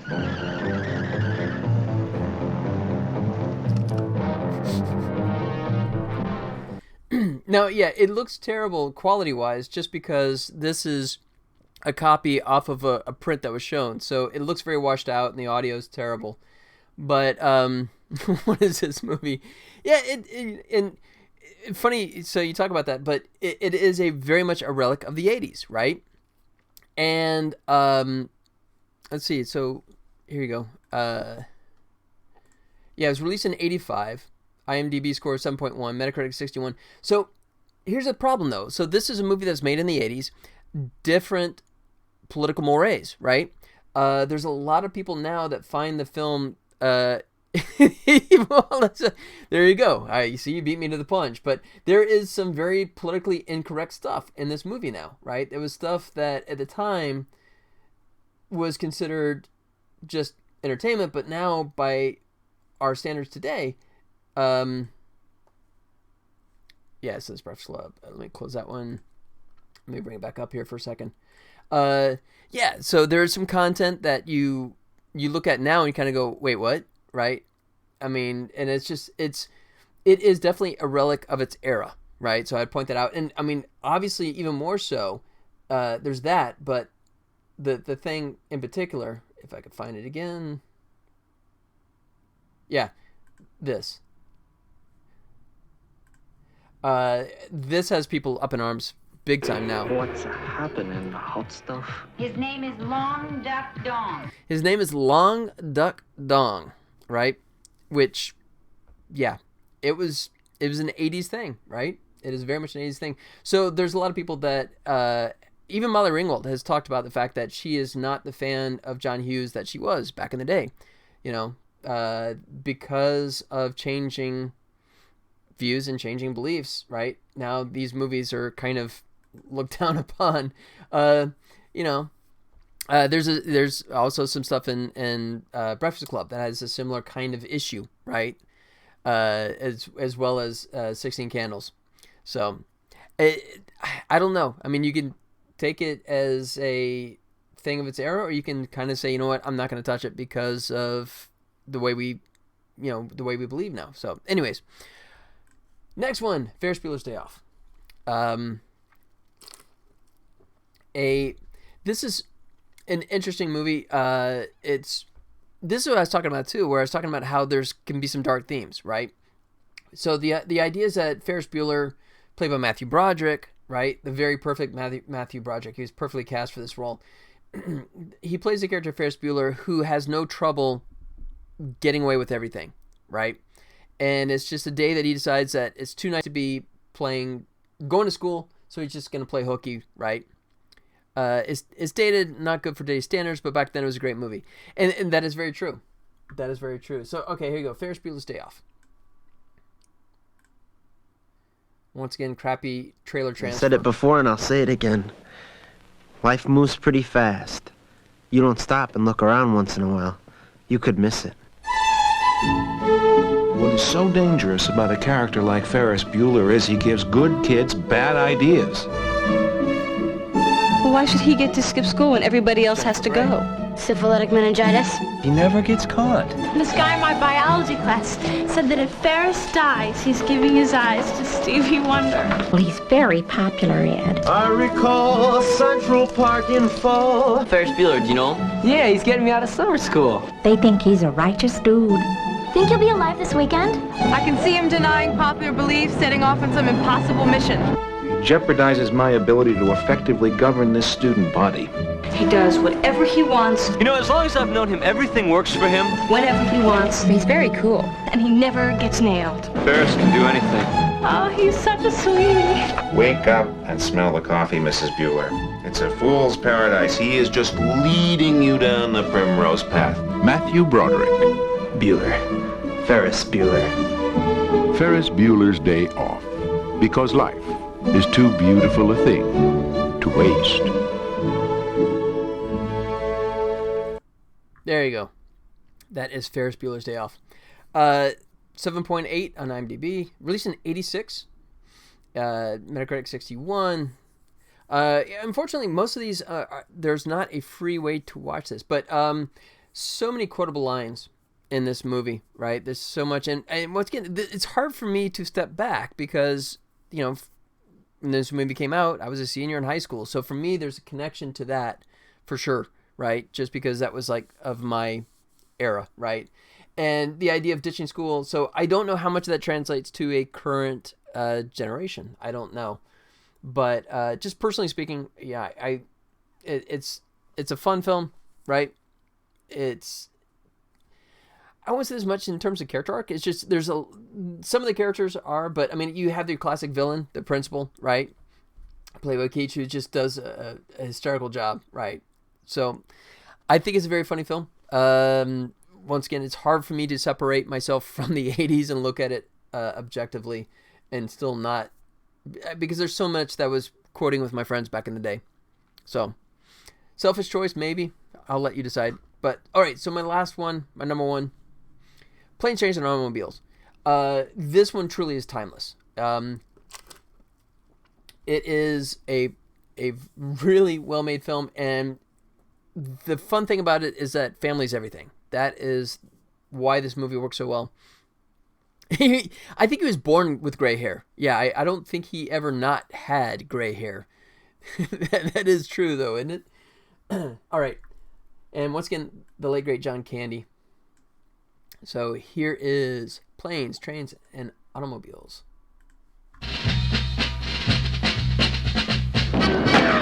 During holiday travel, some people get delirious. Some get delayed. And some get Del Griffin. American Light and Fixture, Director of Sales, Shower Curtain Ring Division. Neil Page got all three. I was on my way home to spend a nice holiday with my family. Instead, I'm in a motel bed with a stranger. So instead of Thanksgiving with his family, he's spending 3 days with the turkey. Two happy clams just whistling down the road.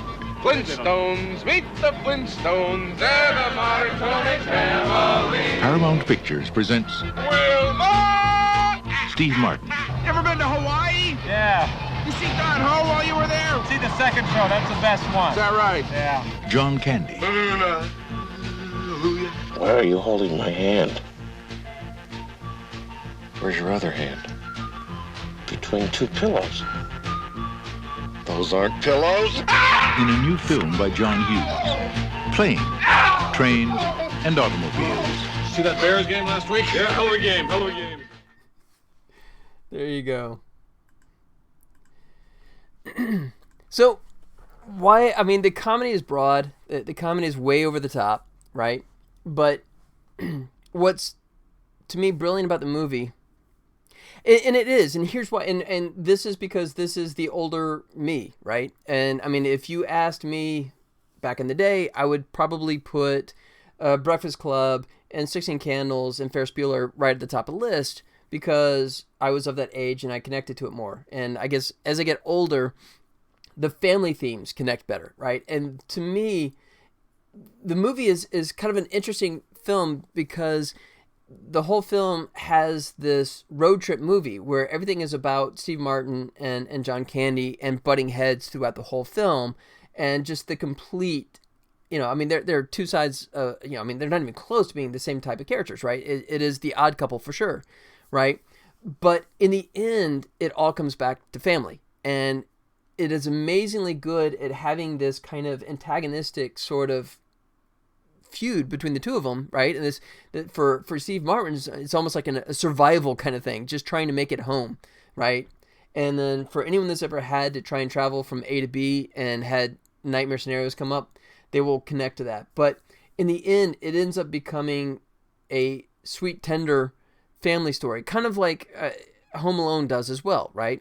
Although this one did it first, but I mean, it's amazing how John Hughes was able to take a story that follows so long in a progression, but then at the last minute sort of like change the tone of the movie and make you look at the rest of the film and reflect differently on it, right?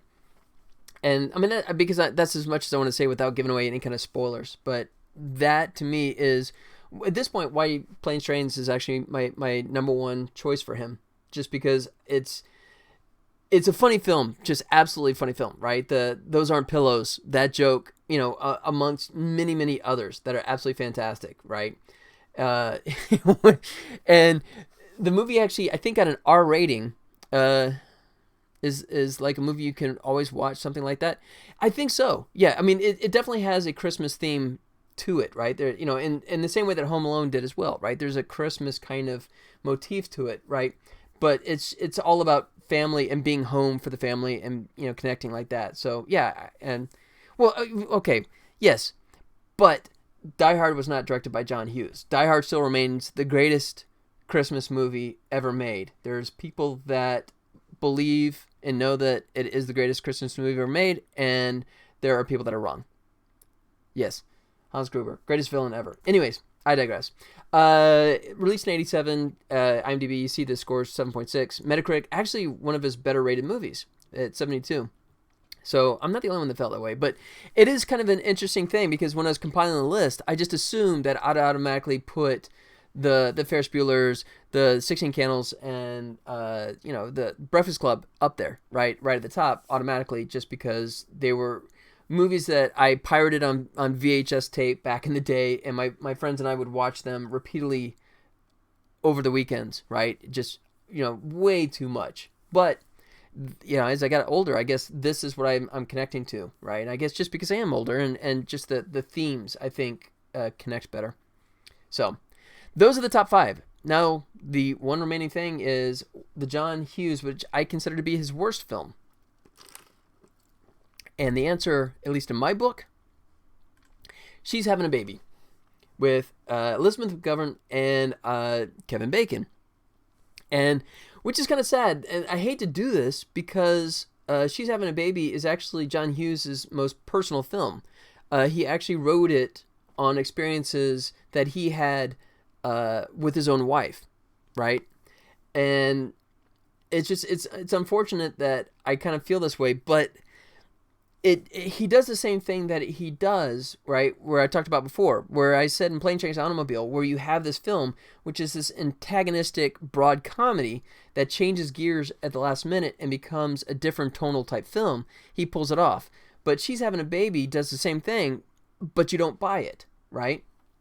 In this case, the animosity between the two characters, right, is so extreme that any kind of change that may come, you don't buy, just because it's like, wait a second, how can these characters feel one way and then suddenly another? It feels like a bait and switch kind of thing, and it feels almost mean spirited.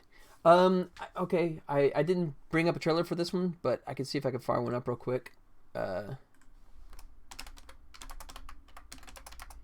And you have a very young, very handsome, and very evil Alec Baldwin. Arby's Reuben. Yeah, we gotta sit through the commercial. Hopefully just one commercial. Here you go. So you tell me what you think.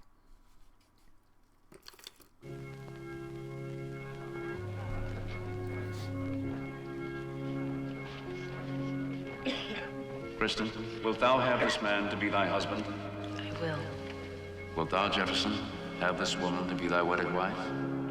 Wilt thou provide her with credit cards and a 4-bedroom, 2 1/2 bath home? Wilt thou listen patiently to long stories about kids' colds, kitchen towel, clothes, shoes, make a pair of sore feet, and decorate her checkbook covers?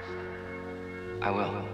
I pronounce that Kristen and Jefferson are husband and wife. In every married life, there are certain key phrases that ignite the imagination. What's for dinner tonight, sweetheart? You don't like fish? I love fish. It's just a little overwhelming to have, Grouper. It's grouper.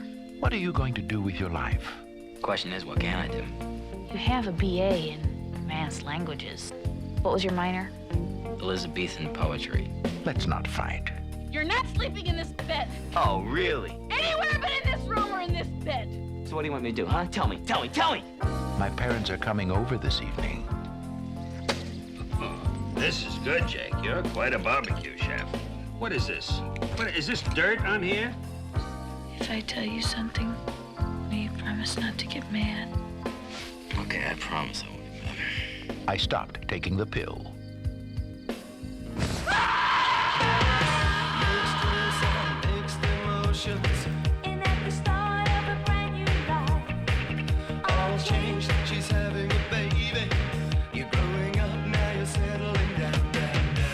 Kevin Bacon, Elizabeth McGovern, in a new film by John Hughes. It's been 48 hours since our last coition. My temperature's optimum. I'm ovulating. I have the pillow set up in the position. You can watch TV if you get bored. Here's to successful fertilization. She's having a baby.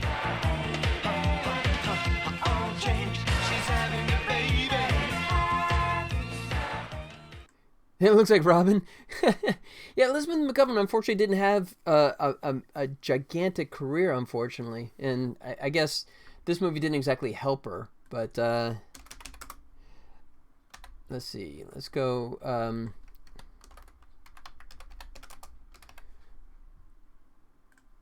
Yeah. That's funny.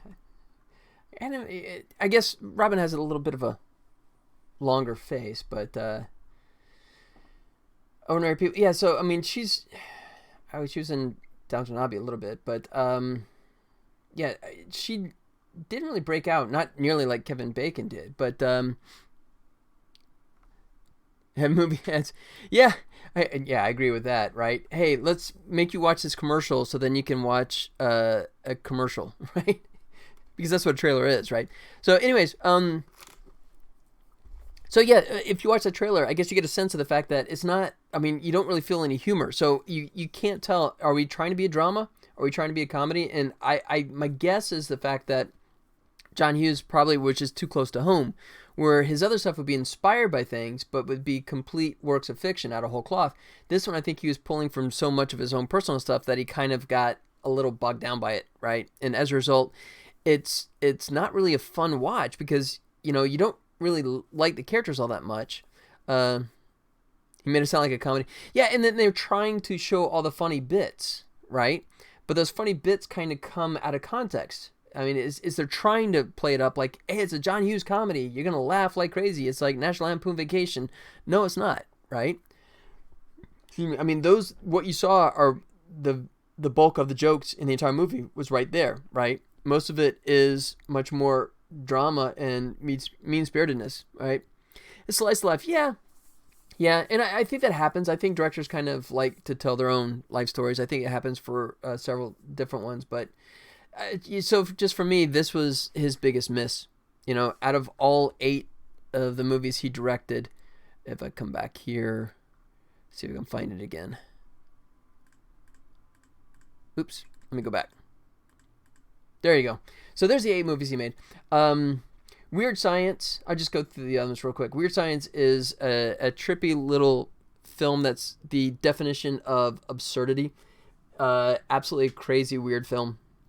I kind of liked it when I was the right age, when I was the target market for the film, and it just has not aged well with time at all. And then Curly Sue was the last film he directed. It's kind of sweet. It sort of feels a little more like warmed over, Home Alone-ish kind of, you know, kid that's too precocious for their own good. You know, James Belushi's in there. He does a decent job, but there's really not much depth, right? Whereas Breakfast Club did a fantastic job, even though the good Belushi, the still living Belushi, but like Breakfast Club, basically, you really felt like, even though John Hughes was in his 30s by the time he wrote it, you felt like it was written by someone that was actually a teenager, right? And it felt very real. Whereas Curly Sue just felt like something he slapped together over the weekend. But yeah. All right, so I'll conclude with this. How about this funny Belushi story? So John Belushi, I might have mentioned this previously. If I did, I'm sorry. I'm repeating. James Belushi was in the stage play version of the play About Last Night, right? And then they were going to turn it into a movie, right? When they were turning it into the movie, they were actually going to cast John Belushi in the role that Jim Belushi created on stage. So it was one of the things, he created the character, but when they're going to make the movie version, they're like, yeah, but we're going to get John now, right? And then John had a little too much fun with drugs and ceased to exist on a mortal plane. So they went back to Jim Belushi and went, hey, buddy, you're our choice. So if you see About Last Night, Jim Belushi is in there only because John was not there to do it. But yeah, Jim's had a good career. He's had lots of TV shows and movies and stuff, so he's done okay. So there you go. There is that. There is my tribute to John Hughes, as it was. All right, it was fun. Don't know if I'd do that again. I think I'll just go back to making the games.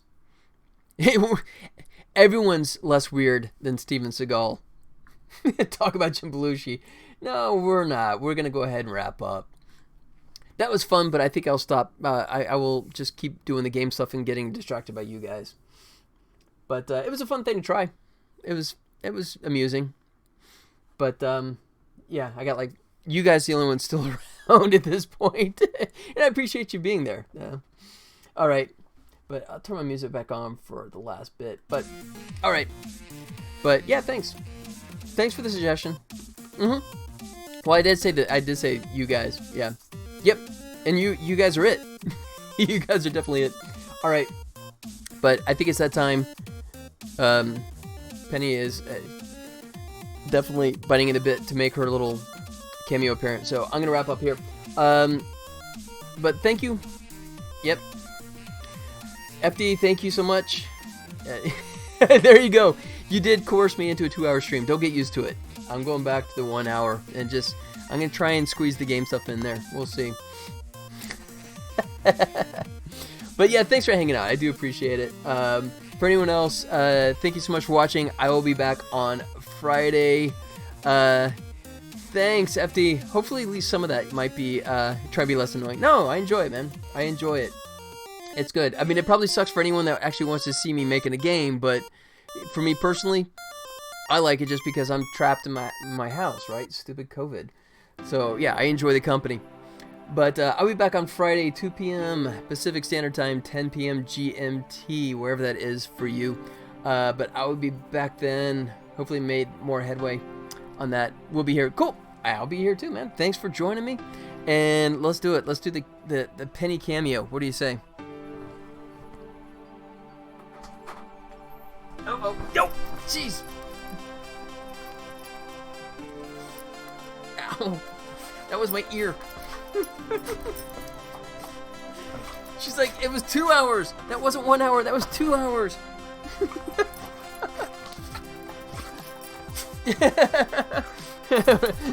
Ricky, just in time to say goodbye, buddy. Penny's doing her cameo appearance. That means we're done. Oh. Yep. Yeah. Sorry, man. Well, but as you can see, she's ready for... Wait, watch this. You ready? Frisbee? Did you see that look on her face? That's an expressive dog, isn't it? Frisbee? Frisbee? Squirrel? Alright, guys. Ricky, sorry you got here at the last minute, but I'm glad you made it by. Good to see you. I'll be back on Friday. I hope you can make it back then. If I plans on adding Joe back? It plans on adding Joe back. I'm not sure what that means. You have to clarify that real quick. Adding Joe back.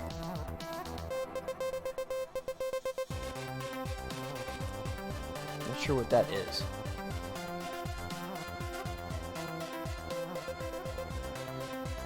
I probably should, but I drink too much diet soda. Okay. Adding Joe Mama. Okay. Okay. Yeah. I'll. Thanks, Lucini. Thanks for saving that. Yeah, I'll make sure that Joe Mama is back for sure. Hey, I'm still on March, man. It's not belated for me. It's early. It's premature. I'm still 4 o'clock on the 31st here. You guys are all in the future, right? All right. Well, I got Joe Mama next week. How about that? Jeez. Happy April Fools for you guys. Early April Fools for me. So Penny, April Fools. We're not gonna play Frisbee because it's April Fools. Sorry. No. April Fools, Penny. Frisbee? Frisbee? Alright, guys. I'm going to go play in the backyard with my dog before she destroys stuff. Oh, too late. Alright, Ricky. Thanks for the early April Fools. Lucini. Black Dave. Thanks for coming back around again. FD, thank you so much for hanging with me the whole time.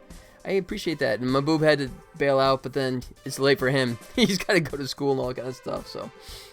Alright, thanks guys. I will see you on Friday. Until then, adios.